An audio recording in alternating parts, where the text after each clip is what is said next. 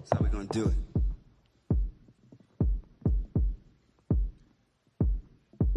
Black boy, tell me how you really feel. I just wanna build with you. Black girl, tell me how you really feel. I just wanna keep it real with you. I wanna live better, eat better. I wanna love better, sleep better. I wanna feel so aligned, sublime. One time for the state of mind, two times for elevated rhymes. Know I architected when I lay design. I drown noise out of the clear blue. I sit, twist the threads of said silence. That's an heirloom. I am the shepherd, I shear sheep. Still fleece funds from the have-it-alls to the matadors who sidestep the bull beautifully to that applause. Around rappers a higher caliber catalog shines, reminds I ain't coming to flatter y'all. I spark chatter, dark matter, the sharks scatter on these dark waters. Who walk taller, who barks orders?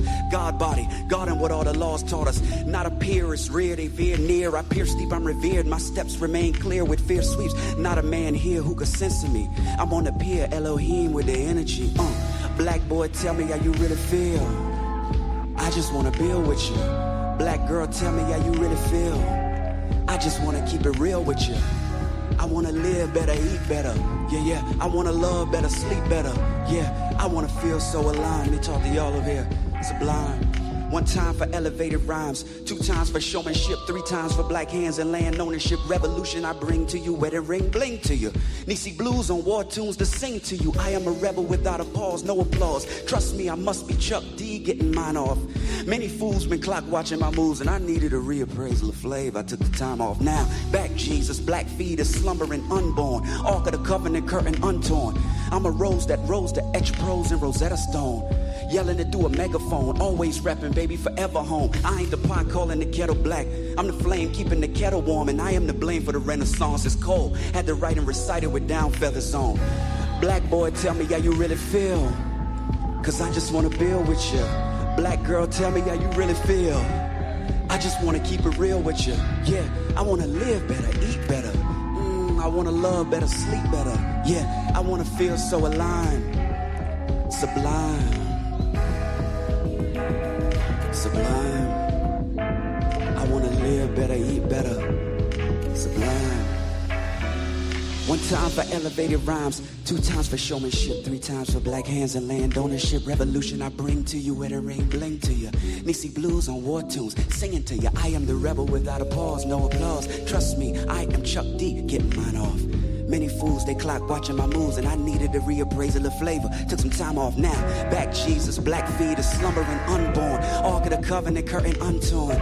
I'm the rose that rose to etch his prose in Rosetta Stone. Still yelling it through a megaphone. Always repping, baby, forever home. I ain't the pot calling the kettle black. I am the flame keeping the kettle warm. I'm to blame for the renaissance that's cold. I write and recite it with down feathers on. I love you and write and recite it with down feathers on. That mean that shit cold. And I'm the coldest. Listen, it's the message right here. Black boy, tell me how you really feel. Cause I just wanna build with you. Black girl, tell me how you really feel. I wanna keep it real with you. I wanna live better, eat better. I wanna love better, sleep better. Yeah, I wanna feel so aligned. Sublime. Y'all give a round of applause to this band right now. When they tell me they want to feel the chords a little more, then we got to do that shit again. That wasn't in the rehearsal. We didn't do that. That was not a part of the set list. Roderick was just in my ear like, yo, let's do it again. So we're going to do it again. So we did it again. This next record, we're going to get into it since we're having a message to my black boys. Tell me how y'all really feel. I know y'all going through it. We going through it. Black women, tell me how you really feel. I know y'all going through it. Y'all been going through it. So we're going to keep that going. We're going to talk to y'all directly because I love y'all. I love y'all deeply. And I love y'all forever, and I'm unapologetic about that love. You'll be like, yo, well, you know, I'll be like, yo, we're going to do this right now for the black women. Be like, we're going to do it for all women. I'm like, no, that ain't what I said. I said, what? What's going on, family? What's going on? Hope you guys are well. Please put a thumbs up in the chat if you can hear me okay. Appreciate you guys joining us. Another episode of The Flame in the Frame, featuring the incomparable Mr. James Penn Jr. Appreciate you guys tuning in. How you doing, brother? Man, I'm doing well, brother. I'm doing well. Yeah. It's a crazy leg day today. So aside Oh from man. that, aside from that, I'm doing great. That's what's up, man. We see you're not in your regular location. I see you out moving and grooving. What you got going on, man? Yes, man, coming to you from Vegas, and just been I actually been moving around, going from city to city, handling some business, Yes, and sir. uh, man, nothing like being in Vegas that gives you a sense of what's going on out here with modern women and men. What is they call it Sin City for a reason. Oh Lord. It's different out here. I tell you that. What do you mean by that? Like what have you seen? Like what do you think it is about Vegas that makes it the way that it is? Man, I so like we you know how alcohol lowers your inhibitions. Sure. The whole entire ethos of this city lowers your inhibitions. So if Yeah. whatever you think about the toxic level of people in general, like the heat, like hits you when you hit the door, like coming Mm. out the airport, right? It feels like a blow dryer. I got here, it was night when I landed. It was like 8 o'clock at night. By the time I walked out to the airport, it was like 8:30, and it was still 100 degrees. And so when the doors opened to exit the airport, it felt like a blow dryer. Just it's dry heat, just blow dry hit you in the face. And Wow. along with that heat, the same way that you feel that heat hit you, once you get into the city, you can just feel the toxicity hit you of just debauchery Yeah. everywhere. Yeah. So Yeah. I believe the channel it's complicated. I think that's where he shoots. The guy who he does okay. street interviews. He's got the microphone with the Facebook icon on it. I don't know if you've seen that. Yeah. Okay. Yeah, I yeah, I but don't believe I've seen he him. shoots No. out there. Yeah, it's a white dude. He shoots out there. But yeah, brother. Shoot, where do we start? First of all, if you're just joining us, thank you so much for joining us. My name's Alan. As always, this is Mr. James Penn Jr. Shout out to Miss S. Eds in the chat. She is moderating tonight. We are graced. We have the pleasure to be graced by her presence. I know she's busy, but she finds time to be an angel in my life and in the life of the ministry. So I appreciate her. If you guys are just coming in, please click that like button. It helps the channel out a lot. Subscribe if you haven't already. If you're interested in supporting further, click the link in the description. There's a link to purchase one of these.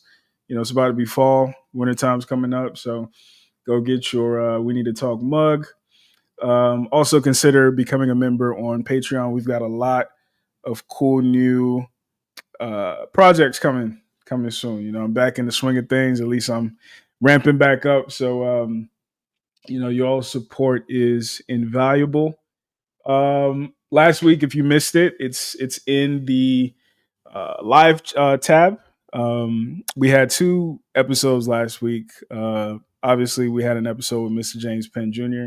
Where we continue the conversation about the Sassy Man apocalypse. Tonight is part 3. But also Friday, we were joined by Mr. Jeff St. James. So me and him had a really good conversation. So both of those are in the live tab. Go check that out. But like I said, tonight we'll be continuing the Sassy Man Apocalypse conversation. Uh, Dr. James, if you could give us a quick recap, man. What do you remember from last week? What stuck out to you? Our last conversation. Man, the ending.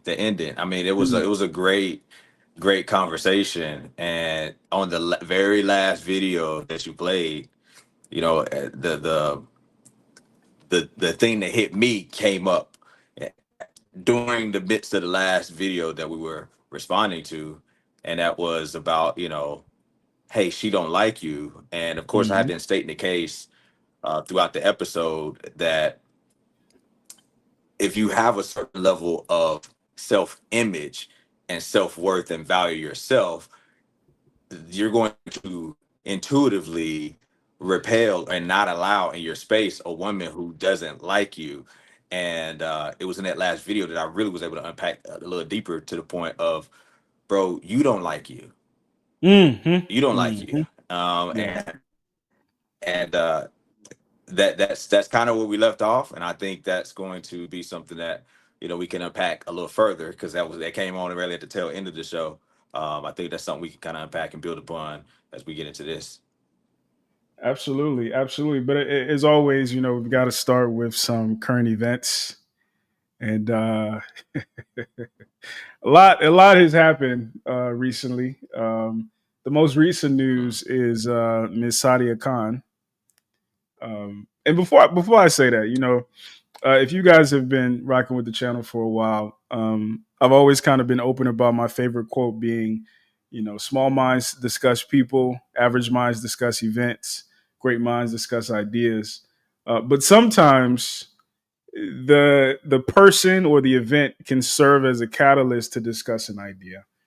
And I think that the situation with Sadia Khan, particularly as it relates to the gender war, gender disagreement conversation, I think is really, really, really interesting.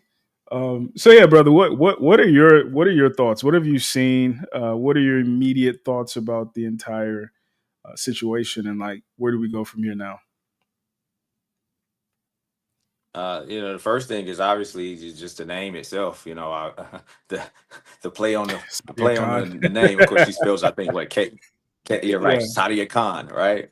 Um, but the more meaningful immediate thought is, I'm not shocked or surprised. Um, and I just wasn't shocked or surprised at all. And I had to step back and really unpack, like, well, why weren't you shocked or surprised? Mm, And it's real simple to me. So I had a business coach that one of his sayings was, I'm everybody was all about personal development and reading books in this sales organization I was in, and people had challenges. I'm going to read 100 books this year, and it became like a bragging point of just how many books you've read, right? And so when we see this space where people are regurgitating information, sounds good, right? Sounds good. And one of my business coaches said, I'm less interested in how many books you've read, and I'm more interested in how many chapters you've mastered. mm, Don't tell me about all of the books that you like. Where's the result and the fruit of it? Because yeah. you have some people that read 100 books this year, and they still couldn't close the window, or they still weren't moving ahead in business. But they read all these different books, and then, or they weren't even really retaining it, and living it out. That same coach, he would say, "Look, I haven't read a ton of books. If you telling me the books are awesome, what was the biggest takeaways? What was the highlights of the chapter? I go read those parts. But when you're actually out living it, that to me is the market. So one of my James isms, is personal development is easy till you got to live it. Mm, yeah. Everybody's a philosopher on social media. Like you posting all of the personal development memes, the quote memes, your threads, your X feed. It's nothing but just bars. But then when you look at your life, right, your public success and a private failure. So I've never been overly enamored with somebody who just talks good.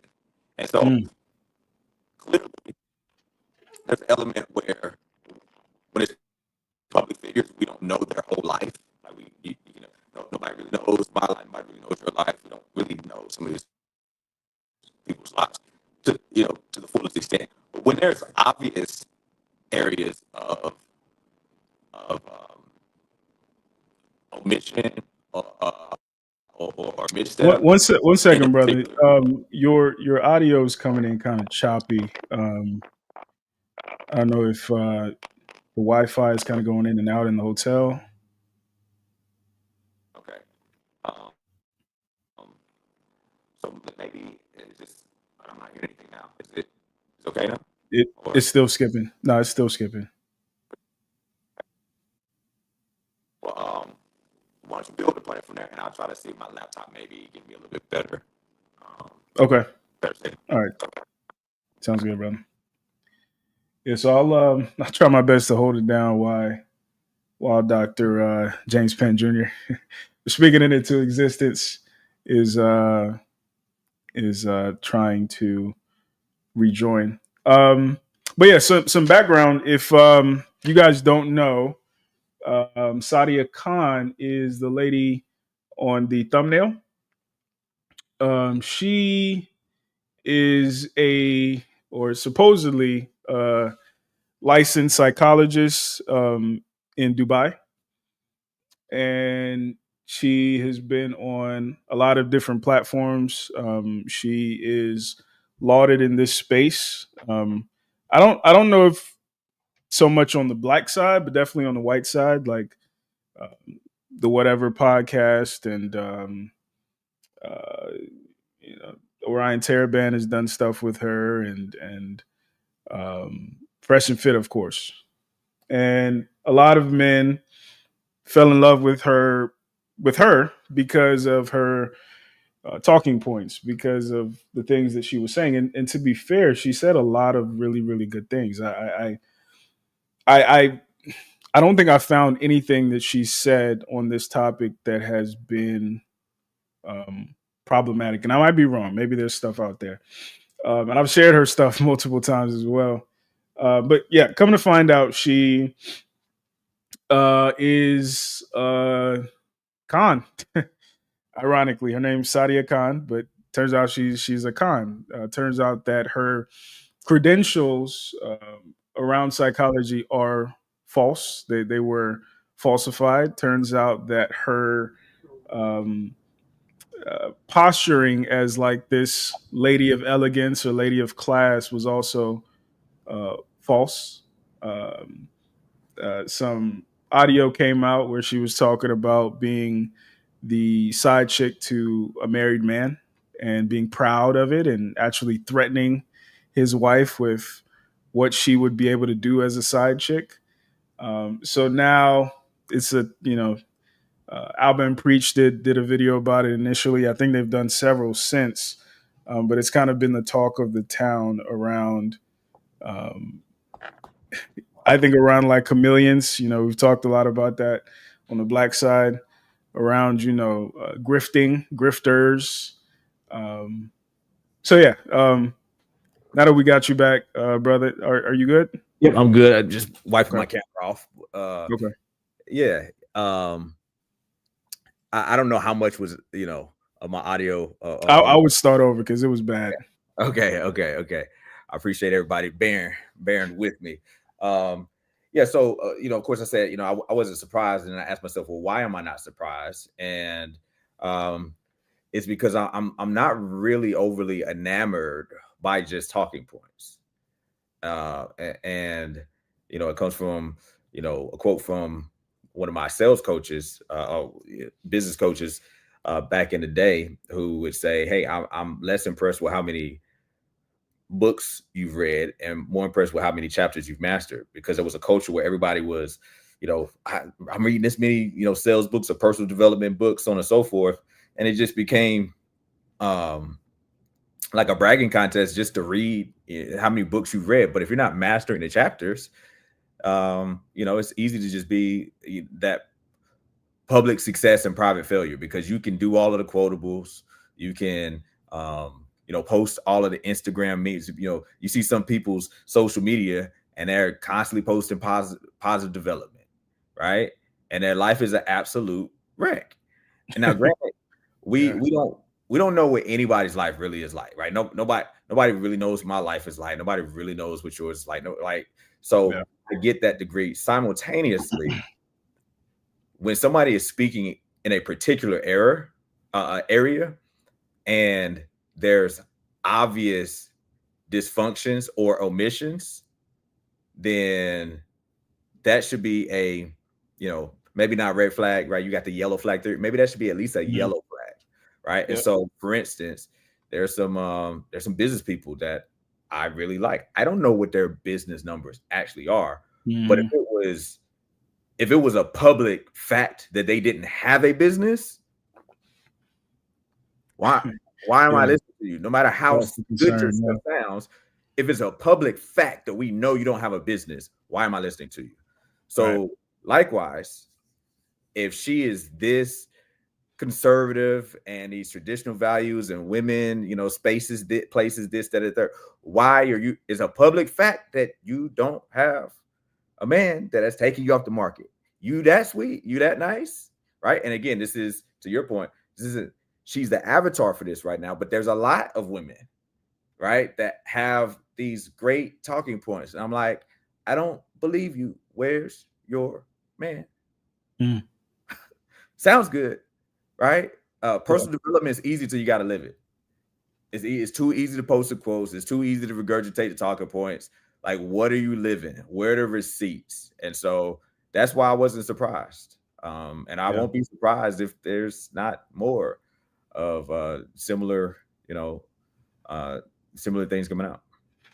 I'll take it a step further, because I thought she was married. I think she was married and got a divorce, so I think she's remarried now or something. But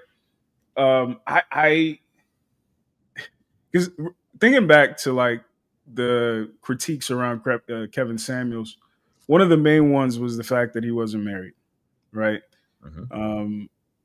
So I don't think that whether or not she's married is the nail in the coffin that we might think, because I think there are some women who are married and have used the marriage to kind of validate their brand.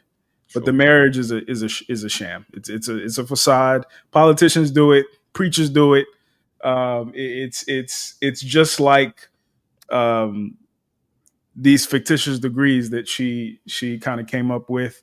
So I would pause. I would give people pause with, oh, she's married, it means she's valid. And people know I've been. That's certainly not my right. No, for sure. And also, I would say I think there's some very clear differences between Kevin Samuels not being married and her not being married. 100%. Yep. And people know I've been critical of some women in this space, married and otherwise. And I think this is this should be a time for reflection for men, for us, in this space, because I think this is one of those situations where we start looking hypocritical, right? Because part of our critique towards women, deifying people like Derek Jackson, is that, if you say something that women like, they will celebrate you, whether or not you believe it, whether or not you live it, whether or not that's genuinely who you are, right? We talk about how, women in our community in particular fall in love with the Democratic Party because they say certain things, but they don't necessarily follow through. We're not that dissimilar as men. Like, men can be sweet talked as well, right? And I think particularly in this space, which is why I've been critical of not just certain women in this space, but also certain audiences, because what we've done is create a perverse incentive for women, especially women who fit the bill physically or close to it, to be intellectual strippers. And I've said this before. If you guys have watched my content going back, I got two really good examples. I won't keep mentioning them, but one was actually a stripper, and she took her talents to the manosphere and has found success, right? So unfortunately, I think we have been unsophisticated with the purpose, with the, in my opinion, the efficacy of these conversations that we're having. because for certain people, all they've all they've been in here to do is find catharsis. All they've been in here to do is find um, uh, what's the word that I'm looking for? Confirmation and to be validated in their opinion, particularly from the people that you have taken issue with, right? So, if nothing, I think this is an opportunity for us to be self-reflective and look back and say, okay, how is she, how was she able to fool us the way that she was? Um, what do you think she did, or what do you think were her tools to infiltrate this arena? You said it already, man. It's mostly itching ears, and Mm, uh, you know, she presented as fairly aesthetically attractive. Even though which is false, apparently. off, right? Yeah. Uh, I even saw a video. I can't validate. You never know on the internet where she was, I guess, using some type of filter that was making her waist smaller in one of her clips, and as she moved around, Yep. it kind of distorted. So even there, so but I think the talking point and the pandering, right? Mhm. I think the pandering trumps even that, because you don't even have to be that aesthetically appeasing. Just I love the terminology. Would you say intellectual strippers? Is that what you call it? Yeah. Right? So being out here in City, right? There's a multitude of strip clubs, That's right. and I'm sure they have your version of the upscale, bougie strip club where it's probably nines and tens, and they probably got some hole in the wall strip clubs where Mhm. it's fives and sixes as well. So I think when you have a thirst for whatever you have a thirst for, you're going to get that quenched regardless of the package, right? There's going to be an audience, even if you don't have the aesthetic element. You could be a pasty, um,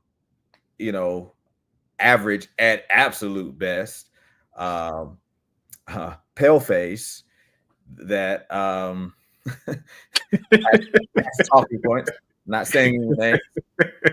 You could be a pasty pale face that's not really that aesthetically pleasing at all, and amass a following, Yeah. while clearly not living out any of the things that you talk about, while clearly having no depth, being very shallow, and you can run up a bag, and it works. So yeah, it is an indictment on us, for sure. And man, we gotta do better. Right. What do you think it is while we on the macro? I'm Mhm. not gonna take any claim to it, but on the macro, um, we will respond that way when we're that critical of women when they operate that way, and we purportedly are the more logical ones. Um, I think number one, I think we overestimate our logicalness. I think we overestimate it. I don't think we're as logical as we think we are. I think we perhaps appreciate logic more than women, but we're human. We're just as emotional, even though it shows up Mm-hmm. at a different time and in a different way. Right. But we're seducible.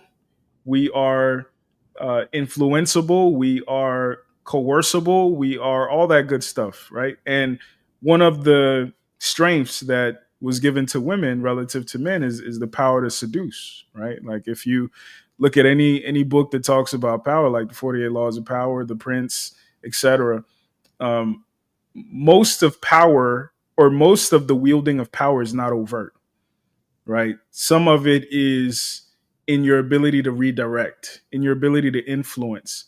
I remember when I was in college in one of my business classes, um, the lesson of the day was influencing the influencer, right? And he gave an anecdote about a new pastor who came in, and he found out that one of the deacons was actually the one in charge, and they had been running through a lot of pastors because every pastor who came in tried to act like they were in charge. So he figured out, if I can get Deacon Paul to do what I want him to do, but make it think it's his idea, I can lead by proxy, right? Yeah. In the IT world, go ahead. John Maxwell. Yep. In the IT world, project management or product management, it's all about leading with no authority, right? So I think as men, we overindulge in domination because that's our, that's how power shows up for us. But women, they overindulge in seduction, they overindulge in persuasion, etc. When they're healthy and when they're not. So I think it's an opportunity. To your point, I think it's an opportunity to come to terms with the fact that we are fallible, we are weak in certain areas. But for me in particular, I think the main conversation is for the brothers who are having these conversations, wanting to see change. What does that look like for you? Does that look like women finally admitting, "Oh, y'all were right the whole time"? Does that look like winning, or does that look like something maybe more complex and nuanced? Yeah, one of the things, man, that I appreciate about you and what we're doing here is, you make it a note, if not at the end of the show, throughout the show, to, hey, what practical steps or tools, right? That's going to be one of your go-to questions. And so I think the win is to equip people with practical elements to actually make changes in their situation for their desired outcomes, right? Mm-hmm. And so we discuss in parts to talk about, these macro ideas, but then we have like these practical elements because different people do desire different things. And so there's a diversity, that we're able to bring in and have conversation about, of, hey, well, if you desire this outcome, then here are some steps that will put you in a better position to do that. And there does require a level of sophistication in being able to, one, do the internal work of knowing what you actually want and having the emotional intelligence and the emotional integrity to say you want that, right? I've said this before, it bears repeating. A lot of people talk about emotional intelligence. They don't talk about emotional integrity, right? Like, I like first class experiences. I'm sorry. Like, once you've gotten a taste of going behind the red velvet line, it's sitting in the VIP and skipping the line and all that type of stuff, it's not fun to go back. And so, as example, some people, they'll say they don't want that because they don't actually believe they can get that. I would never spend that much money on a first class flight. You're going to the plane landing, get the same place. Are you having the emotional integrity to like, are you being honest emotionally that you really don't want that? Like, so you mean to tell me if all things were even, if it was the same price and it's like, yo, you just sit wherever, if you want to sit there, like, you can sit there. You be like, no, I want to sit back here. You wouldn't. You're not being honest with yourself about what you now. It could be different to say, well, I don't think it's worth the price. Like, I'm not willing to pay that price. I would like it, but I'm not going to pay that price for it. That's a different conversation than saying I don't want that. And so we have to have a certain level of sophistication in our introspection to say, what do I actually want? Do I actually want that? First, right? And then once we know what we want, then we have to count the cost of what is it going to take to get that, right? And then after we know like what it's going to take to get that, then we can know what are the type of things and bring it back kind of to this conversation, like who should I be listening to? What should be the qualifications of that? And so to get a little bit more nuanced in the conversation of like, well, Kevin Samuels was married and now Sadia Khan was married and how it's not the same. if Kevin Samuels, so what was Sadia Khan, right? She was speaking to a predominantly male audience about their grievances and why maybe a lot of the content I saw of her was breaking down what was dysfunctional with a lot of women in the modern dating society. If Kevin Samuels was a man with a predominantly female audience talking about why men weren't the proper marriage leaders, then critiquing him like, bro, you're not even married, would be valid. That's not what Kevin Samuels was doing, right? So we have to have a level of sophistication to see, why, like, just because you're broadly in the same space, they both talked about relationships. Well, then why can't she not be married? He not, right? We have to be able to be more sophisticated in breaking down, okay, what specifically are they saying? What is their general message? What is their target audience? Who are they speaking to? Right? I'll kind of pass the mic to you on this. I was listening to a clip from a very influential, speaker and author and business guru, so on and so forth. And he's Black, and he was pointing out how there are certain things that he can say to Black people that white people ought not say. It doesn't make it less true, but they ought not say it because they're not Black, right? Oh, Myron Golden. Myron Golden, right, right. And I think you shared that to your stories, So likewise here, I do think there's some elements of like, well, you ought not build a public platform. Like, if I'm not uber successful in business, I ought not build a platform talking about being uber successful in business, right? And just because somebody is in the relationship space, like the relationship space is not a niche, it's a category, right? There are 3 broad categories: health and wellness, finance, and relationships. Within relationships, there's many subcategories and then niches. So you can't just judge it because they're in the same category. I don't judge you the same way, right? You're in a financial category. Well, do you talk about like investing? Do you talk about wealth building? Do you talk about sales? You talk about, right? These are different subcategories and then niches within that. And so everybody in the relationship space can't be judged the same way because they're not in the same subcategory or even in the same niche.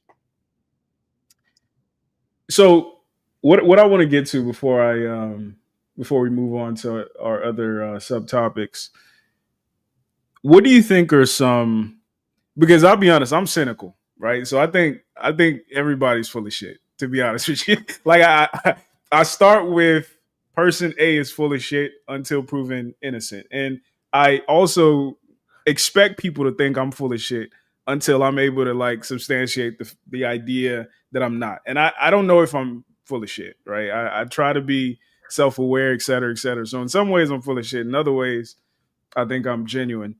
But what are some less than obvious ways, some nuanced ways to tell or to speculate, healthily speculate that this person, this speaker, this influencer is potentially, and I think this, to your point, I think this transcends the relationship category. I think also in finance, I think also in health and wellness, etc.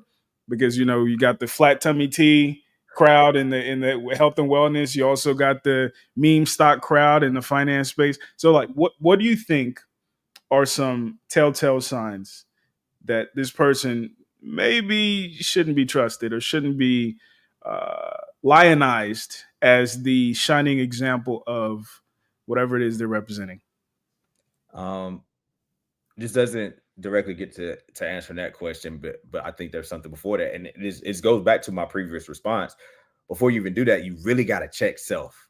And this is, you're seeing this is like a reoccurring theme that even across episodes for me is like, I always kind of bring it back to self, right? Back to self. Why? Because that's what you can control, right? And so, grifters, they scammed me. Did they scam you, or did they create an environment that you're impulsive, um, impatient, lazy, whatever it is. Did they create the environment for you to dupe yourself? Right. And so the truth of the matter is toxicity tastes good. Whether that is a toxic business scheme, whether that is a toxic, Yeah. you know, Food. yeah, you know, relationship. And we were hardwired for this, actually. So when you understand the pleasure principle, right? Like we were hardwired to get the most amount of pleasure for the least amount of work. This would help survive in a primitive environment, right? Like if you look at a cow, how they gotta like graze for like hours and hours. Like I don't think grass probably is that tasty. It's probably not that flavorful. I mean, I can remember a couple of times back as a little kid playing backyard football and getting hit and having some dirt, you know, grass full of mouth, right? Not that nutritious, not as much as something that is rich in flavor like fruit, like berries, right? And guess what? If it's more rich in flavor, it's more it's higher in nutrition. If it's higher in, you know, flavor, it's higher nutrition in the natural environment. And so we were wired that like, yo, I would have to graze and eat grass for hours to get the same nutrition that I could get out of something that was more rich with flavor. It's going to also be more concentrated in nutrients and caloric value, right? Well, that's fine if we're in a primitive environment, but when you have Twinkies and we got artificial sugars, you're still hardwired to get the most amount of you get the dopamine that gives you, you know, I want the most rich, full, filled food for the least amount of work, and I don't have to work hard to pop open this pack of Twinkies, these cookies. I don't have to work hard. I drive to the grocery store, I put them in my pantry, and I open it up and I go through a sleeve. You know, Lay's. I bet you can't eat just one. You sure can't. Like, you've never done it. You've never ate one. And so when you transition that to the relationship space, right? And yes, having a desire to be able to mate with a woman, to be able to propagate your seed, and right, have that exchange. Yeah, that is a driver. But when you can get artificial versions of that on your screen, it's too easy to just pick up the screen and get at, bro, the access that we have to see naked, pseudo-naked women now versus in the past, like it is, our brains weren't wired and meant for it to be that way, you know? And so that is one of the things that we have to come to terms with of, yo, what are my bad habits that make me susceptible to, right? Like, what are my toxic desires? What is my toxic palate? One of my friends calls it a poverty palate, right? It's like, you ever see people, they just put so much salt, so much sugar. A lot of black people got like a poverty palate. Like, man, this tea ain't got it. Like, yo, I can't drink your tea. It tastes like syrup. Yeah, you got a cup of diabetes right there, right? And we celebrate and glorify poverty palates in our community. You got poverty palate at the cookout, poverty palate in our entertainment consumption, in our relationship, you know, ideals. We have a poverty palate. And so you got to come to terms with your poverty palate first. And then you'll realize that, like, yo, that person didn't, you know, give you diabetes. That person didn't scam you. Your poverty palate for get rich quick scammed you. Your poverty palate for the nutrition got you diabetes. Your poverty palate for wanting the baddie, you know, without actually becoming, you know, a man of substance and wanting a woman, you desire toxicity, and that's what you got.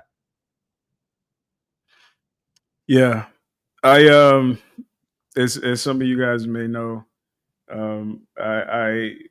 I was critical at one point of Chantel Simone.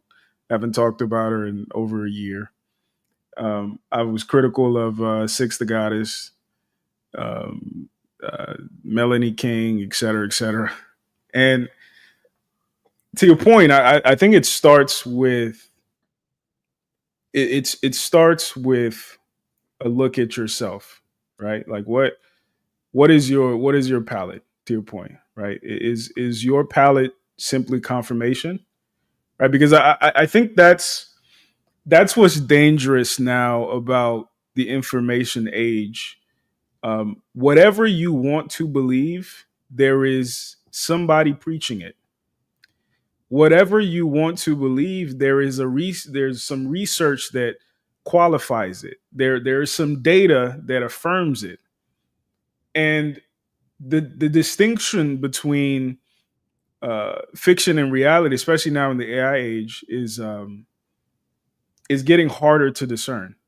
Right. So now more than ever, I think the first point you made about like what is it that you're looking for is more critical, right? Because unfortunately, and this was a realization that I had when I entered the internet and everything I've been doing.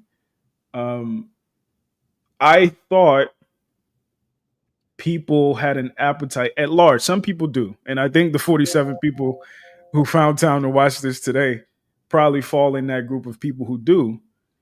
Some people have a palate for introspection, for sifting through the nuance and really getting under the surface with conversations. But the vast majority of people are looking for entertainment. That's what I found. They're looking for entertainment. They're looking for catharsis. They're looking for validation. So I think when you then put it in this space of men who might not have had good experiences with women from their mothers, and we've talked about this, from their mothers to their sisters to just black women on the street to romantic situations, to then get on the internet and you have women that you find attractive who are saying the things that you wish the women in your life would say, or who are performing in a way that you wish to see in your life. It's very easy to get got. It's very easy to fall for that, right? People say, "Oh, men fall in love with what you do, women fall in love with what you say." We both fall in love with both things, right? So I would say like some practical tips. I would liken it to like um, hypnosis. I don't think I can be hypnotized, and I've watched a bunch of research and watched a bunch of videos about hypnosis. And one common thread that I see is that a lot of it is in your desire. Like you have to be willing to go to a certain place and to be open to suggestion for it to work. So if you're somebody who's not open to suggestion, which I think is a good thing about me, but also kind of a bad thing. I'm hard headed. I'm stubborn. I'm dogmatic in some ways. It's less likely. So I think you have to confront the fact that you are open to suggestion in this context. You are open to a certain reality that may or may not be plausible. Not possible, but may or may not be plausible based on the different circumstances and the nuances we talk about on this show. And because you're so susceptible to it, you're not as perceptive of some of the clues, right? So for me, one of the clues I see often is if you're a black person who talks about black people and you say they instead of we, that's a red flag for me. If you're a man who talks about men and you say they instead of we, that's a red flag for me. If you're a woman who talks about women and you say those women are women, this, and that, and you don't say we, you can't see yourself in the dysfunction. You're removed from the dysfunction. It tells me, number one, you probably lack self awareness. You probably have some narcissistic tendencies where you feel like you're better than your own people, right? It goes back to the one of the good ones syndrome we talk about in the black community. If you can't articulate some of the dysfunction, like past the fact that it's dysfunctional, if you're a woman and you can't articulate, okay, what's going on under the surface, or you bypass doing that on a regular basis, for me, you're probably full of shit, right? Because you understand that um, rhetoric prostitution is the new wave. You understand that people will pay and people will celebrate you for regurgitating their thoughts. They want to hear themselves from somebody they're attracted to, right? So that's one. I would say the outcomes thing. I think it can go both ways because I know women who are married, but they're not, you know what I'm saying? They're not the poster child Yeah. of, they don't believe that, but they've got the branding, right? I know men who are men of God, since that's what everybody on Pop the Balloon says, but he's a heathen. He's actually a heathen. He just uses God as the as almost like what women use therapy to do. It's my driver's license. It's my man of God right there. So I'm a good guy. So I think like I say all the time, we need to be more sophisticated. We need to be more self-aware because I think it's humans want to believe something. Mhm. Humans want to be gullible. We want to be intoxicated, right? So when it happens, uh, we shouldn't really be surprised. So if there's somebody who removes themselves from the problem as if they're not a member of it, that's a red flag.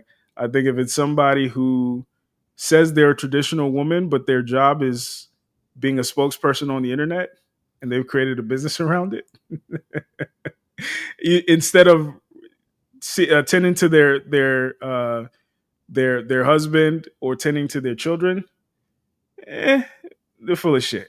If they talk about modern women this, modern women that, but they're running a multi-million-dollar social media company, they're probably full of shit. If they are on the latest tea all the time, they know they got the finger on the pulse.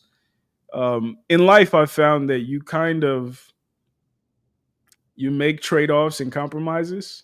And I think one of the reasons my channel isn't as big as I think it could be is the fact that I don't have time to record all the time. I don't have time to be up on the latest and greatest. So then I try to like stuff it in these live streams. But if it's a woman who's claiming to champion traditional womanhood, but she's in her 30s and 40s and is not optimizing for those outcomes, but instead is optimizing for the boss chick in 2025 social media influencer outcome, they're probably full of shit, right? And I think um, we should be less surprised when it comes out that they are in fact full of shit. But also, the last thing I would say is in this space in particular, I think that we should optimize for supporting men, because if we don't, um, I saw a video of some dude. He said, why do you think um, a lot of OnlyFans models share their earnings? He said it's because they're recruiting. Like OnlyFans is recruiting.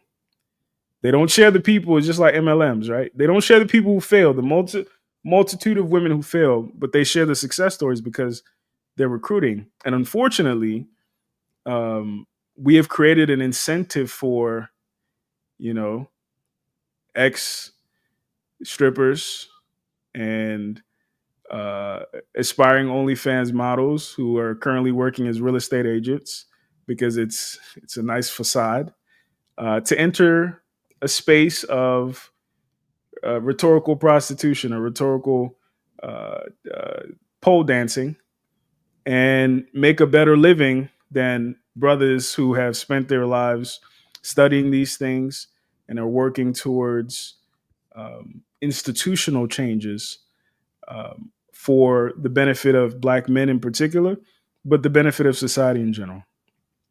So that's what I would say. A quick question: how much time do you say you spend, and you could do this maybe relative to what you think is the average person, or just in a quantitative hours standpoint, however you want to do it, how much time do you feel that you spend in thought? I'm always thinking. Yeah, I knew that was the case. And as you were speaking, and you were talking about the different tactics to sniffing this out.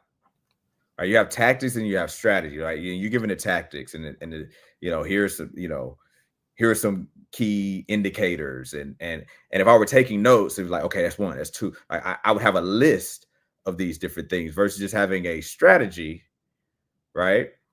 That because there's always individual exceptions that could pop up and different, flavors of it, right? That we would have to account for. And you just can't memorize every single tactic. You can't using another sales analogy. When I do sales training, I often want the salesperson to identify what they're doing wrong to bring about certain objections versus just teach them how to memorize a bunch of rebuttals. But inevitably, whenever I'm doing a sales training, people always just want the simple tactic of, what do you say? This is a common question. What do you say? Hey, what do you say? I got to give them a script. And I give scripts, and there's value to scripts. And then rebuttals. What do you say if they say this? What do you say if they say that? And the truth is, like, there's an infinite amount of things that they could say, but there are only a few principles that you have to grasp from the strategy standpoint. And so more so than like, well, how do I rebut this objection? What I strive to teach salespeople is, how do you not get that objection in the first place? Here's why you're getting that objection. Yeah. Right? Like, there's things that you're doing. I can listen to your sales calls, listen to your sales process. There's things that you're doing that's bringing about those objections. The best way to deal with the objection is to avoid it before it comes up. If you were doing things throughout the sales process, that objection, when it came up, is less likely to come up. You're still going to have to know some rebuttals and some tactics anyway. But that the cheat code is to not have it come up in the first place. So how that relates here in a relationship space is, the more inner work you do, the easier the outer world is. You spend a lot of time in thought, right? So some of these things are a little more intuitive to you because you spend a lot of time in inner thought, right? And everybody has thoughts, but everybody doesn't know how to think. So how do you get better at thinking? Because as you explain those tactics and rattle them off easily, it sounds like, man, he's a thinker. That's a thinking man. Yes. How is Alan so good at thinking? Alan's good at thinking the same way anybody's good at anything. If you wanted to get good at anything, what would you do? You would devote more time to doing that thing. You pick up a new hobby. I'm gonna learn how to play golf. You better devote some time to playing. I'm gonna learn a new instrument. I'm gonna play the guitar. You want to get better at playing a guitar, you would devote more time to playing a guitar. You want to get better at playing a sport, you devote more time to that sport. If you want to get better at thinking, you devote more time to thinking. And so when you're only consuming other people's ideas all the time, doom scrolling, you yourself know about all of the trending topics, then how can you sniff out a woman that is not on point because she just knows all of the trending topics? You can't sniff that out because that's what you do too. Yeah. What like attracts like. And so, you're resonating on the same frequency. So these two planetary bodies in the universe collide. No, you don't say. Right? So the cheat code, just like the cheat codes in sales, your cheat code in leadership, right?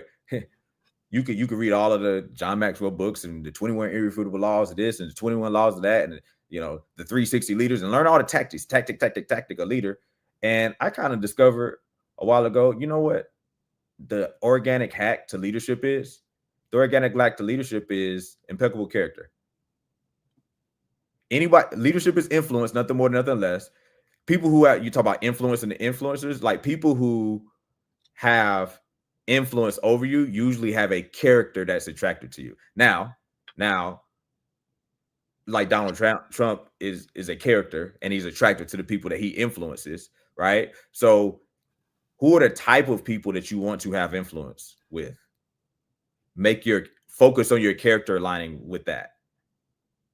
Whether that be, Cardi B wants to have influence over a certain type and caliber of person. And she has aligned her character, right? Like, I'm sure her name's, I don't even know what her name is. I'm sure it's probably not Cardi B. Yeah, like, maybe it is. I don't know. It Like, sounds like a spell. It's something Burkhardt. right. Or Sexy Yeah. Red or whatever. Like, that's a character. Sasha Fierce on stage, that's a character, right? And so you can have this artificial character that you're being and attract artificial people, or you can have a genuine character and work on your genuine character, and that's the organic influence and leadership to attract the people that you want, and ultimately that's going to attract the life that you want. Right? So the organic act, comes back to self, comes back to the more thought, the more time you spend thinking, the better you'll think, and you'll intuitively be able to, sniff some of this stuff out. But that takes work. I'll say this too, to just kind of critique myself. I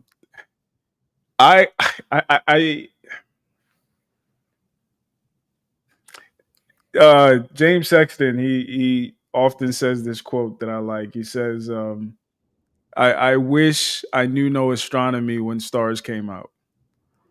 And basically he was getting to the point of discussing how, like, although he wants to believe in love, because of his profession, he knows too much. Right? he knows the underbelly. And I've also said in past videos how, like, a lot of the magic is gone for me as it relates to navigating women and being excited about finding that girl, et cetera, et cetera. So although I see certain privileges or certain strengths in my ability to, like, critically analyze things and people, sometimes I wish I didn't have the ability, because I think sometimes it prevents me from enjoying the full range of, like, the human experience, and I think people like me as well might struggle with this. Like, it's you spend so much time ruminating and considering every single side of the proverbial cube, that you can't really, you're not always there, right? You're not always in the moment, experiencing the thing, enjoying the thing, and sometimes you end up living in hindsight. You end up living in nostalgia rather than in the moment. So I'll say it's this catch-22 where, like, and I talk about this with one of my mentors, like, it's or mentees, I'm sorry. It's the process of gaining wisdom and growing up is a process of dying as well. Like, your inner child dies slowly, because he is exposed to a world that is unlike what he believed the world would be. Right? Just like, shoot, when I came to America, I genuinely used to think y'all streets were paved with gold. Like, for other poor Nigerians who came here, they probably felt the same way. I genuinely thought y'all streets were paved with gold. It wasn't, like, metaphorical for me. I genuinely thought it was money grew on trees, etc. It wasn't metaphorical. And then I show up in Queens, New York, and I'm looking around. I'm like, this ain't what I thought it. So from an immigrant standpoint, that was my red pilling, right? And then, you know, in other parts of your life, like, religion, you start learning the history of the church and all that good stuff, or with women, etc. So I think that as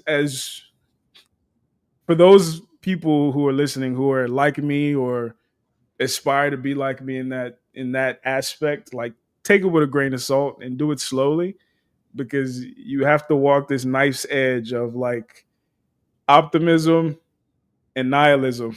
And you have to remain on that path, because it's very easy to simply just shut your eyes and your ears and say, fuck it, I'll just, enjoy the magic. Or it's very easy to be like, there's no point of anything, everything is a scam, all these hoes are bad women, and all these politicians ain't shit. It's very easy to, and to my point earlier, there's evidence to support both extremes.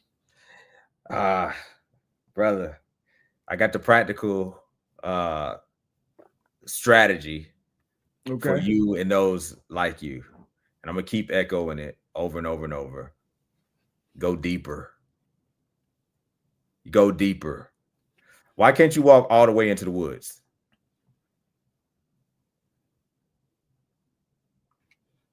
Is that rhetorical or like? No. Why can't you walk all the way into the woods? I might get lost. Nah, because once you get halfway, you're walking out of the woods. Okay. Right? Okay. So you lost in the woods right now because you walked halfway. Right? Mm. You start to mourn in adulthood some of the boyish thoughts of the streets being paved with gold of sugar and spice and everything nice, and you stopped at halfway. You lost in the middle of the woods. Keep going. You're halfway. The magic comes back. You don't think astronomers who have a James Sexton, I wish I didn't know astronomy when I look at the when the stars come out at night.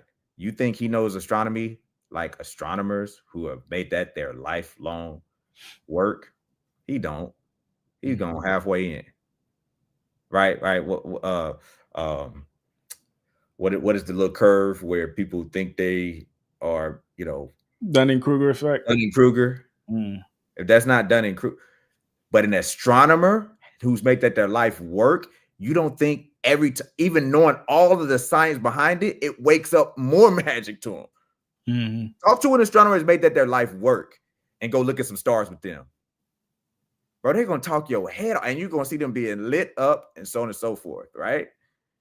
Right? So when you see a transformation, you got to understand that there is a death to things. But death is kind of like commencement. Death is commencement. Well, right? It wasn't until like I had my college graduation that I realized, like, oh, commencement means beginning. I thought commencement was the end. Like, we're graduating. It's the end of the school year. It's the end. No, it's the commencement means beginning. And something got to die for something else to live. That's the principle of life, right? Oh, no, you don't have to eat animals. The plant got to die then. Something got to die for something to live, right? I mentioned at the top of the broadcast, it was leg day. The version of me with the weak legs had to die. I had to go kill him today for the version with the strong legs to live, right? The version that's addicted to sugar got to die so the version that has a better palate can live, right? And so we have to constantly be willing to kill ourselves, right? And killing our flesh, right? On the dirt like that, but that's where the fun is. Imagine being a caterpillar and you got to turn into a butterfly. I don't know this. I have no way to know this is the case, but I could imagine that caterpillar, which by the way, I learned this, it creates its cocoon by spitting it out. So the thing coming out of its mouth creates an environment for itself that it stays in for a certain amount of time. That's heavy. Right? That's heavy. Something different. And I could imagine the caterpillar could probably feel like it's dying to transform into something else. And if you got to a halfway point, one other I was trying to, when I was looking down, I was trying to find this poem, if you will, in my phone. And it was talking about twins in the womb. And you've been in this environment that you've known for your entire existence. It's warm and it's comfortable and it's cozy. And the one person that you've been with this whole time, right, all of a sudden gets sucked out. Like, I can imagine you might mourn, like, wow, like they're gone. They're gone. And the twin that comes out first actually finds itself in this entirely new environment that it feels like it wasn't meant for. I've been in water this whole time. I've been in warm, cozy environment. I'm in this new cold environment. They got these bright lights in my eyes. And you know what? They had the nerve to slap me. And when I started crying, everybody was cheering. What's wrong with these people? Like, this is insanity. But not knowing that this was the environment that you were built to live in. And then that twin left back in the womb is probably just sitting there mourning the loss of its mate, because twins in the womb, we can observe them playing together and interacting with each other and things of that nature, and inevitably knowing that that same fate is probably awaiting me as well, but not knowing what's on the other side. And so just like the person that's overweight, but not realizing the beauty, that the joy that's on the other side of the healthy lifestyle. And when you can walk up the stairs without having to lose your breath, and but you don't understand, I like pizza, but you don't have to, healthy food can be enjoyable. You do know that, right? Like you know, but I like candy and I like, but you do know that there's other options that can be enjoyable. And as a matter of fact, they can be more enjoyable, right? And so likewise, in all of the areas where we get halfway in our understanding, right? I bet you if James Sexton learned even more about astronomy, the magic would come back. And so sometimes the question, you're like, why is this like this? And we're not really asking why. You could tell by the energy behind the person says it. Like, you know, women say, well, why do men do this? If they say it with that attitude, they're not really asking, I wonder why. They're not really asking from it. You know what? I wonder why men move that way. Why? Can anybody really explain to me? I remember one of my former friends, white guy, he was like, can somebody explain to me my white privilege? And I could tell by the way he was asking that he's probably not really asking about privilege. So I asked him, I said, do you really want to know? Or are you just you're making a statement that white privilege doesn't exist and framing it as a question? He was like, no, I really wanted to explain. And then I explained it to him quite thoroughly and then eloquently. And it was clear he wasn't asking why. He wasn't asking why. And if he did actually take the time to ask why, he could have had an appreciation. He'd be like, you know what? I can receive that. Sure. So when we're asking, like, well, why are women like let's just focus on the men, right? Why do women? Are we really asking, why are they like loyal to their feelings and their emotions? What is the utility of that when it's in its healthy form? Because yes, women are they're loyal to their feelings, but does that have to be a pejorative, or can we actually just study astronomy deeper to know why is it that way, and what is the healthy manifestation of that utility? So I can study it more, and the magic comes back, and also be able to realize now she's wired that way, and she's manifesting that same trait in a very toxic and bad way, and that's what I don't like, and that's a turnoff. But there is utility when that's manifested the right way. I like that. The magic comes back. So we got to really just start asking the questions like, why? Like, why are women made that way, to have these different tendencies? And what's the practical, valuable utility when it's expressed in a healthy way? That's a good point. And I think, that's part of my cognitive dissonance, because I champion that. Like that's what this entire channel has been about. So maybe to your point, maybe the middle of the forest is dark, is the darkest part. Maybe the middle of the forest is the darkest part. The trees are the highest. You can't see the exit in the middle of the forest, but you have to keep going in the direction in the direction where you've been walking. Um, so as we investigate why is she like that, last week we talked about she don't like you. This week I want to kind of get into she don't like men. And ironically, one of the videos or one of the clips from last week's conversation that's been was it last week's conversation or 2 weeks ago?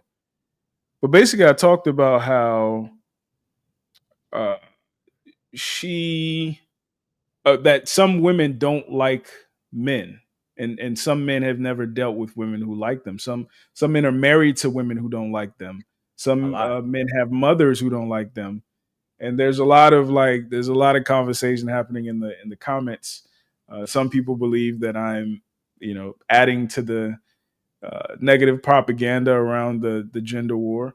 Some people were telling their stories and found catharsis in what I was saying. Most people didn't go watch the whole thing, but that's beside the point. But the note that I have next to she doesn't like men is Michelle Obama, and to juxtapose that, the note that I had beside where is it? She don't like you was Jason Wilson. So to explain, because last week's thumbnail was Jason Wilson and his wife and Michelle Obama and Barack. And to explain that, after watching, and I have a great deal of respect for Jason Wilson, but after watching certain videos that featured him and his wife, I've arrived at the conclusion that she doesn't like him. And I have a great deal of respect for Obama, also a great deal of criticism, but and after watching some of his interactions with Michelle, particularly some of the last notable ones, I think it could be surmised that she doesn't like men. So for you, how do you make that distinction as men are navigating? Because you brought up an excellent point about do you like yourself? But like once you move past that, how do you make the distinction between a woman, whether a romantic interest or just a platonic situation, a woman who doesn't like you as an individual, as a black man specifically, or a woman who just has drank the feminist Kool-Aid, borders on misandry, and doesn't like men? Uh, I got so much I want to respond to there. But I'm gonna start with the question that you asked.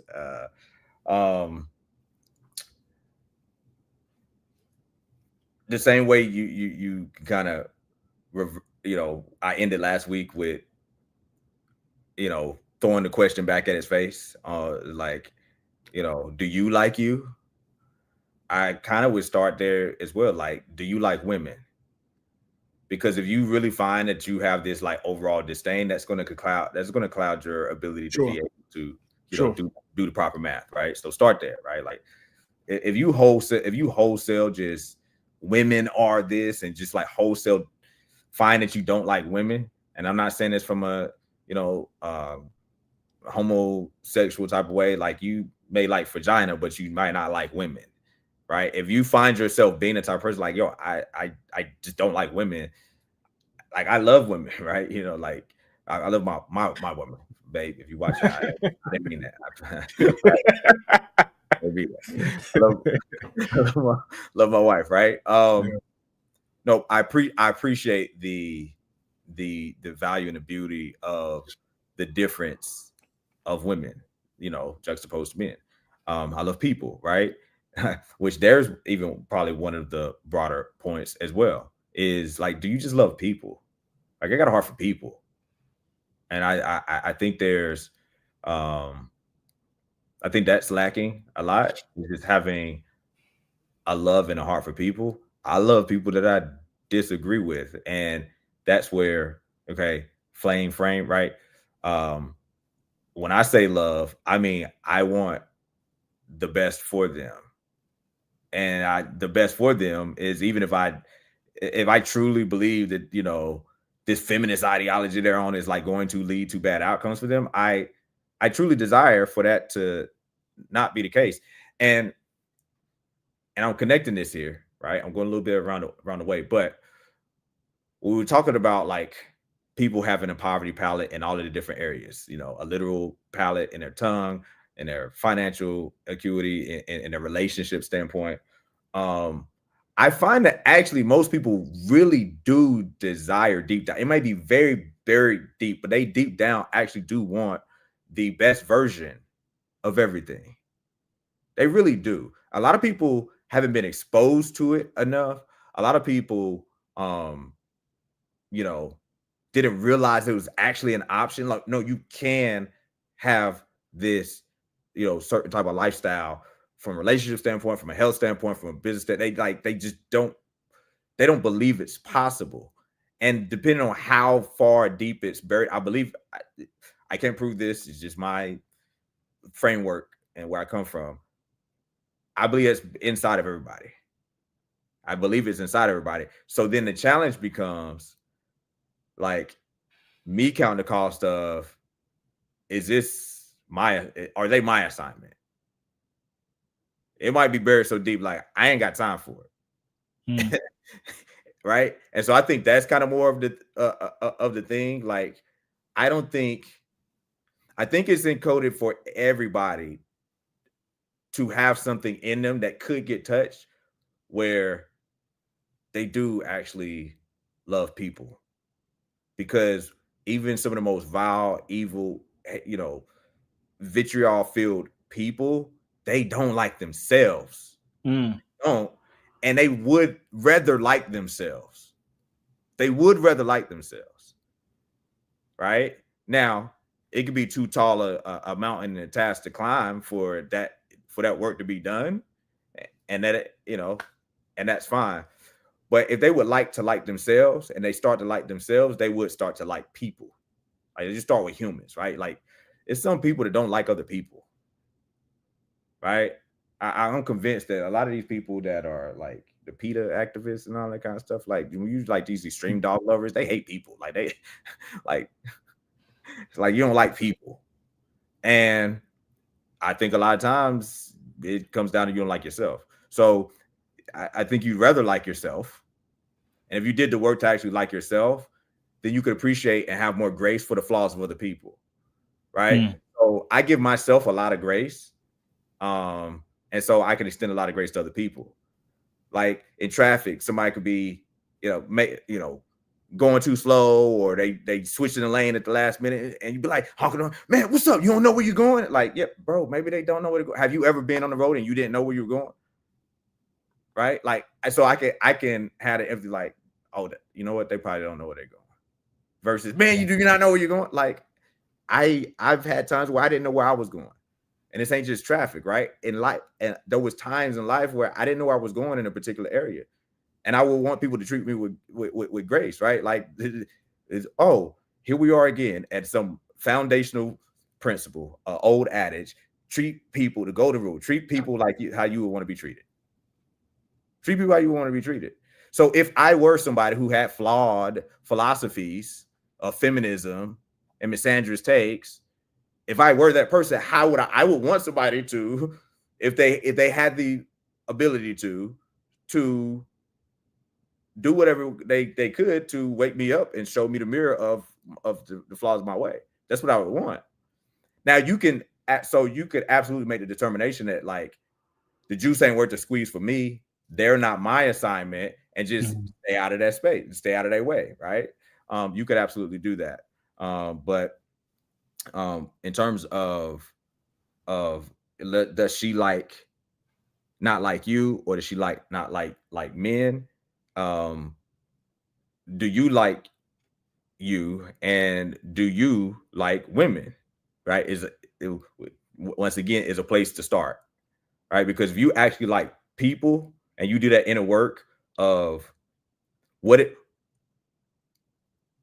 I'll go here. I'll toss it back with this. There's a difference in behavior modification, right? And deep work. There's a difference in behavior modification and deep work. When you do something and then you think, oh, I ought not do that, so you just modify the behavior. Like, I don't do that. I don't think that about people. Versus saying, oh, wow, when that happened, this was my initial thought about that. This is my initial feeling about a person, about a people group. This is my initial feeling about women when I see something, and then just sit with it. It's like, why do I feel that way? Yeah. Versus just try to modify the behavior. Like, do the deep work. Do the deep work. So before I respond to the prompt, I want to play this real quick, because a lot of my my position on this, is kind of exemplified here. So, told you this, but my daughters do not respect men. So I'm letting you know that now, and I'm not joking when I tell you that, brother. And they have mouths when it comes to them getting into disagreements and engagements with men, and they will verbally put some lashings on you, brother, because they don't respect men. I'm just giving it to you forefront, brother, so you know what you're going in. He might not have told you this, but my daughters do not respect men. So I'm letting you know that now, and I'm not joking when I tell you that, brother. And they have mouths when it comes to them getting into disagreements and engagements with men, and they will verbally put some lashings on you, brother, because they don't respect men. I'm just giving it to you forefront, brother, so you know what you're going in. He might not have told you this. So, first of all, shout out to Stephen B. Smith. They look just alike. They look, oh my god, and they sound alike too. And they got a little same mannerisms. Stephen A. got some long feet. Yeah. they might be kin. I don't know. So first and foremost, for me, and I think that this ties into a lot of my interest on this topic and how it how it interacts with blackness, pro blackness, etc. I'm reminded of Shahrazad Ali's book, Black Man's Guide to Understanding the Black Woman. One of the parts of the book that really stood out to me is she pontificated. She said, perhaps there is a deep-seated resentment, an unconscious resentment that Black women have harbored towards Black men for not being able to or failing to protect them during slavery. Right? Because when we talk about like masculinity, it's intrinsically linked with the expectation of a man to protect, and provision also falls in protection, and to preside over also falls in protection. And for 400 years, we were incapable of doing that.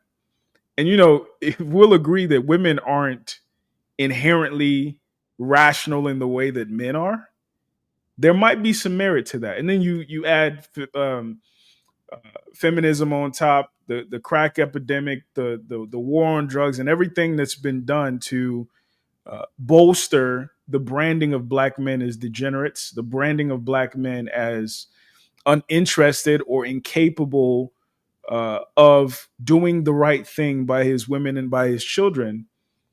I think the result is a lot of Black women do not like Black men.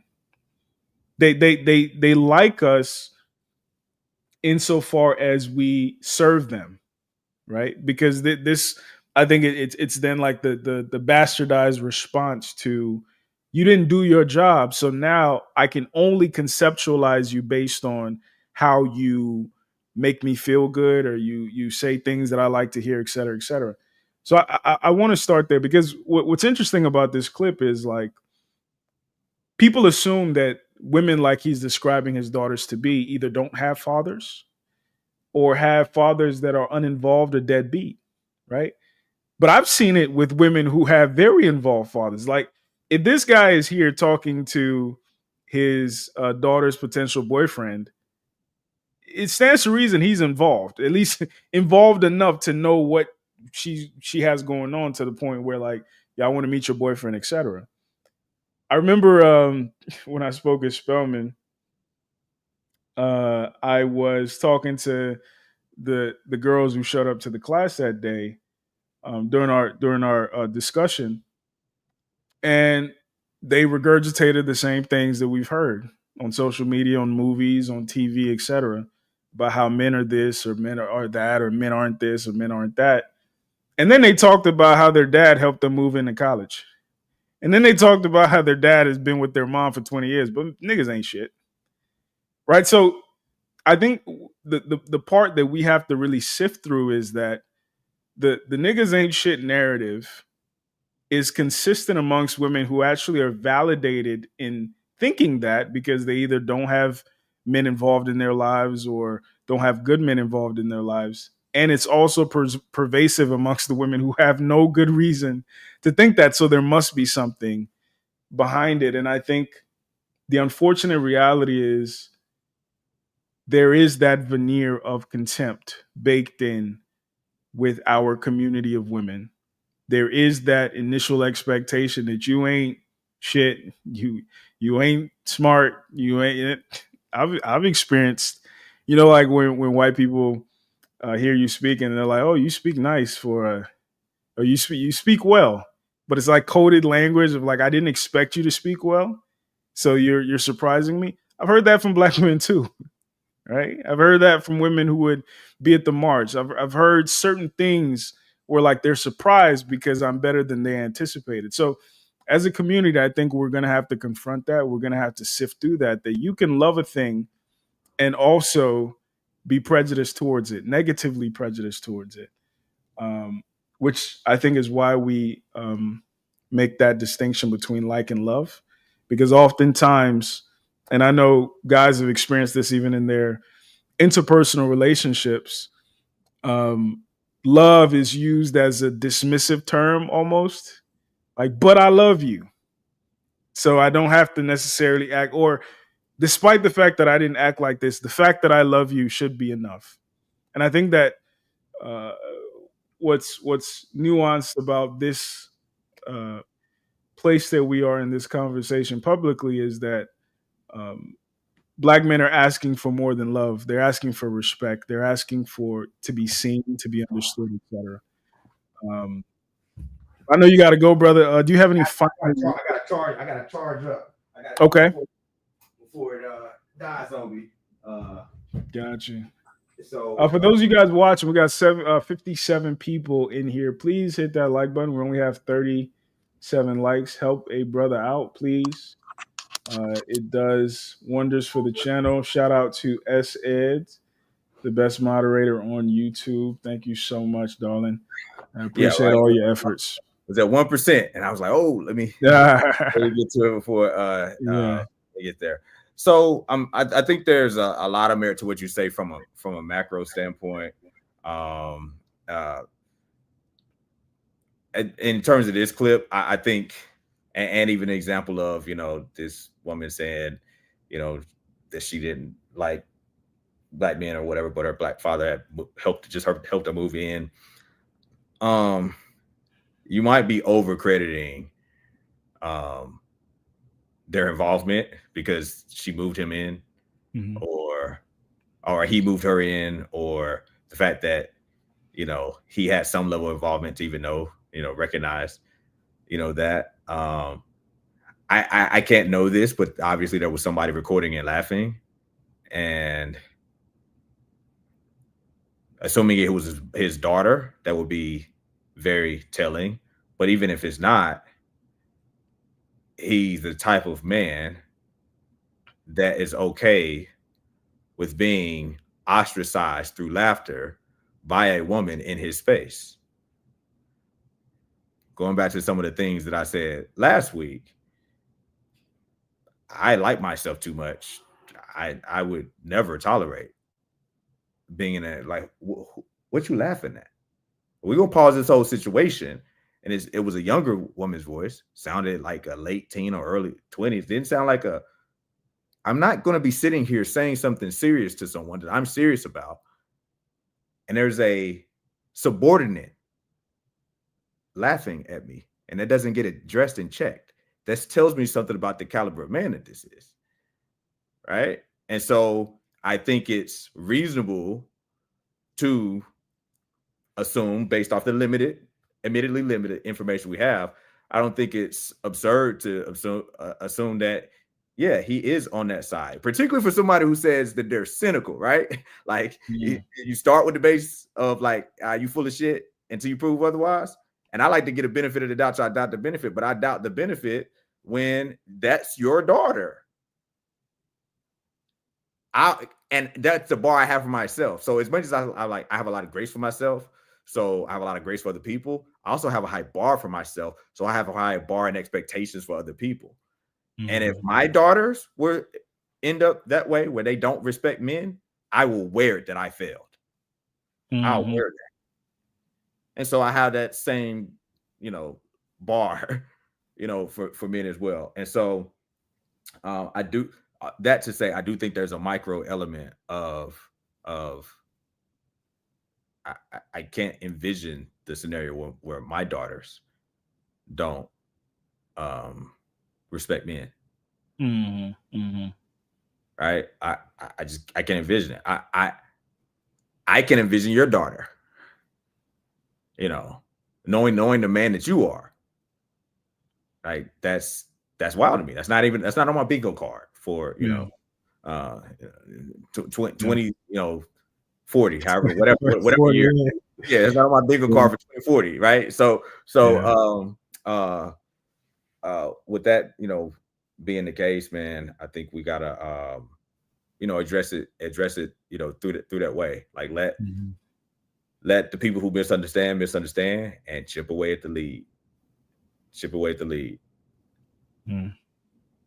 I'll say this. I think, and this has kind of been my macro point around these conversations. A lot of the failures that we criticize with regards to women are really failures of men, and vice versa. A lot of failures that we criticize of men are really failures of women, and unfortunately, we end up in a chicken and the egg situation. But I don't think it's chicken and the egg. I think it's a symbiotic relationship. I think that if the wrong men raise women, they'll raise terrible women who will raise the wrong men who will raise terrible women, and so on and so forth. And I think part of this nuance is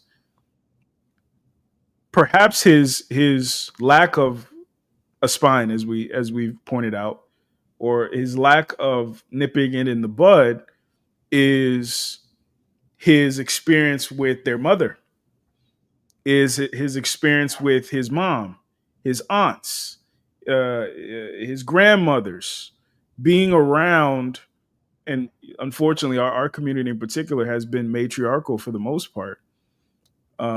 You internalize, unless you are the forest walker, you internalize this sense of, as a man, I exist insofar as I can make the women around me happy or feel safe, et cetera, et cetera, et cetera.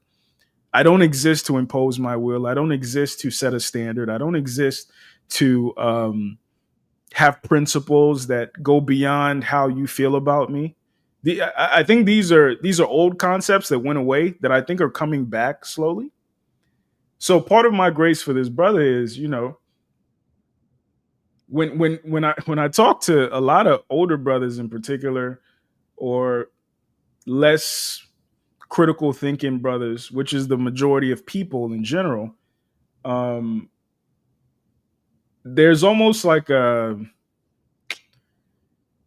almost resigned to their position as human doings rather than human beings. Right? They're almost resigned to their position as being the afterthought of the house, being the servant, if you the emotional servant, right? And I think this has been done over years. This has been done over generations. So when we see this manifest with the brother who kind of has his tail tucked beneath under his legs or in between his legs, even though he still has the wherewithal to give some wisdom.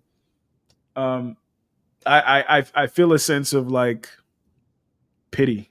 I feel a sense of damn, they didn't put him through it, right? Which I think is the case for a lot of brothers.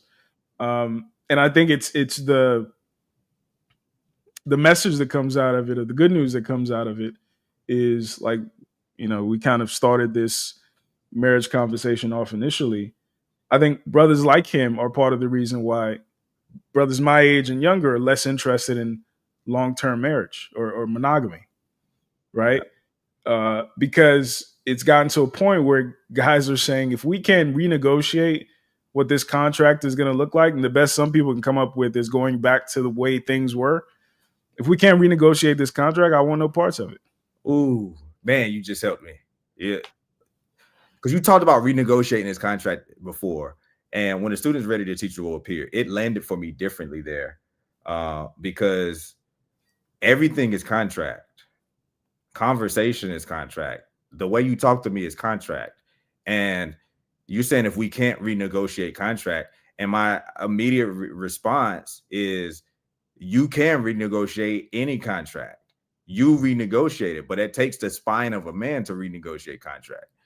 And so initially, whenever you talk about like renegotiating the contract of marriage, I was thinking like the actual formal, contract or whatever. But no.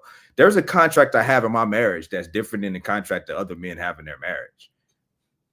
And, when you said pity, it was interesting because that was so interesting to me because I had pity in my mind as well. But it don't seem to land the same way as your pity. Your pity was like, man, like almost like sympathize, I feel sorry for him. I pity him. I don't mean this is I really don't like sounding mean. And what I'm going to say probably is going to sound mean. I have to be, I care more about truth than I care about sounding mean. When I think of the pity that I have for a man like that, it's disgust. I don't want anybody to ever pity me.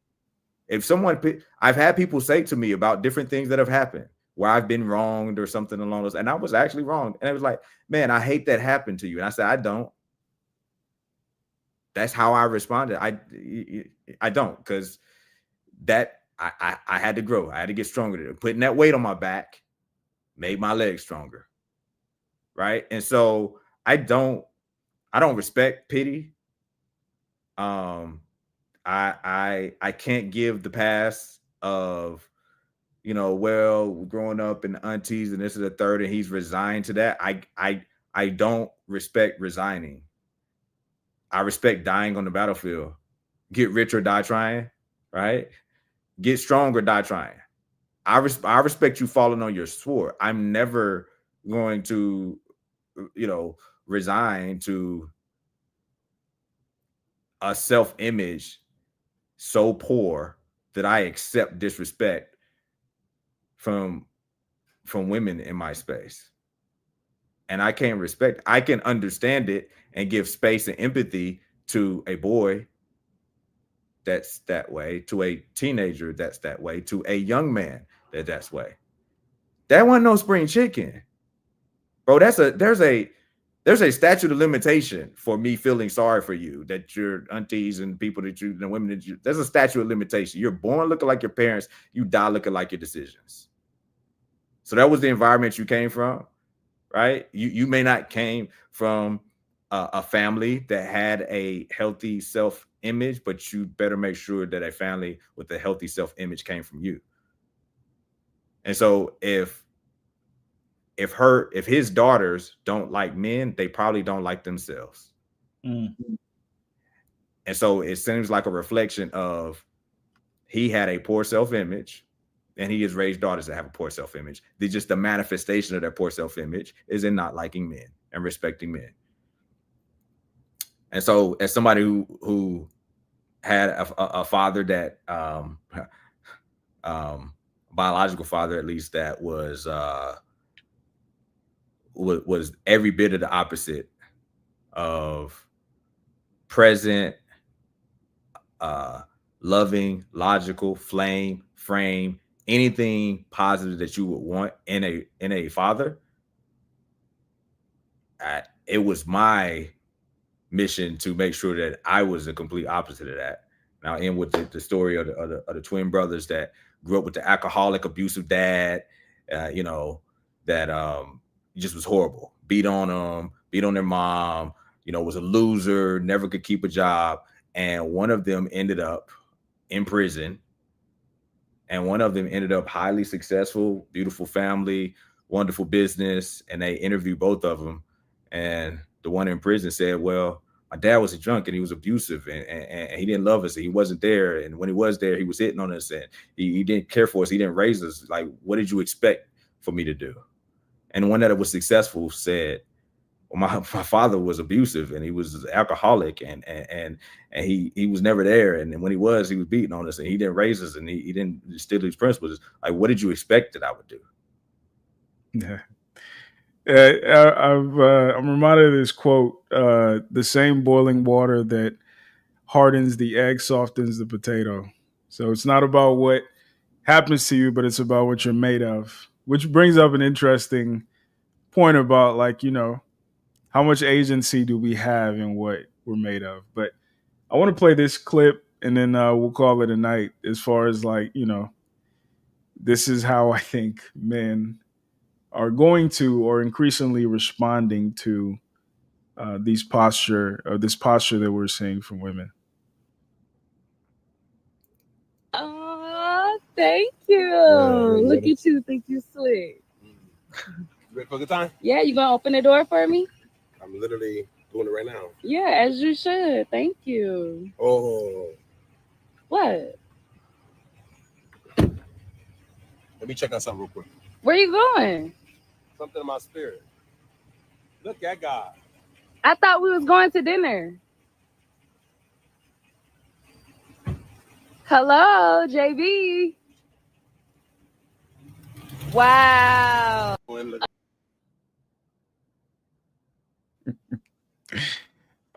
Unfortunately, and I know, well, oftentimes we talk about, like, people pleasers, and we think about it in the context of women, but part of masculinity that we have to kind of confront is the fact that we've been socialized to be people pleasers, and particularly in the context of our community. And like, Jeff St. James said last week, he starts off his relationships with some kind of like overt disagreeableness to kind of test the waters a little bit. But yeah, I've been saying it until men are willing to kind of like stand on their square and define a standard and a code of conduct that is independent of how it'll make other people feel. Like being willing to be principled in an environment that doesn't welcome principle. Until that happens, until you're willing to cut your grandma off if she don't see it how you see it, we'll continue to incentivize the Sadia Khans of the world who perform in the way that we want to hear, or just the misbehaved women who say, men ain't shit, and the only men who are worth a damn are the ones who kiss the ground that I walk on. What are your closing thoughts, brother? This is a perfect place to close the thoughts, because this is something I was thinking about before the show and wasn't really a good spot to bring it in. But that what you just said seems to fly in opposition to the idea that, it's a chicken or egg thing. The failing father created the failing mother, and then who created the son that's now the failing father. So which one is it? No, there is a double standard. And so often we think double standards are pejorative. No, there should be double standards. A double standard simply means there's a different standard for different people. There's a different standard for a leader than a follower. And if we are to be the leaders, then there's a different standard for us. And so if we're saying it's not going to change until men, Let me get my Dr. Umar on. It's not going to say it a third time. It's not going to change until men. If we're saying it's not going to change until men, then we're saying we're the leaders. And if we are the leaders, there is a double standard where there is a higher onus of responsibility. It may not be our fault, but it is our responsibility. And I embrace that as a man. Kevin Samuels said it constantly. Weight was made for shoulders, not hips. We were the ones that were built to have the shoulders to get us out of this situation. If we're going to say, hey, historically, you know, our women have some of this angst because we weren't able to protect them during slavery. Like we have an easy time talking about people of the past, people who read, you know, biblical narratives, like, oh man, they were so, I can't believe Peter's unbelief. He was with, you know, Jesus and he didn't believe. If I was there, like, no, you wouldn't. You'd have done the same thing as the Israelites or this person, or if I was on the slave ships, they wouldn't have, you wouldn't have done nothing. You'd have did the same thing that those people did, right? Kanye, slavery was a choice, bruh. I don't know, Kanye different. He he a little off, right? He different. So I don't know what Kanye would do, but my point is, it's too easy to and lazy to only analyze the past versus analyze and realize that we're actually making history. So in another 400 years, they could be doing a podcast and whatever the technology is in 400 years, if we make it that far, if AI don't take us out or whatever happens, right? They could be talking about how, our women had this disdain for us because for 400 years of slavery, we weren't able to protect them. And then the next 400 years, we weren't able to be men enough to post-slavery rise up and change the situation.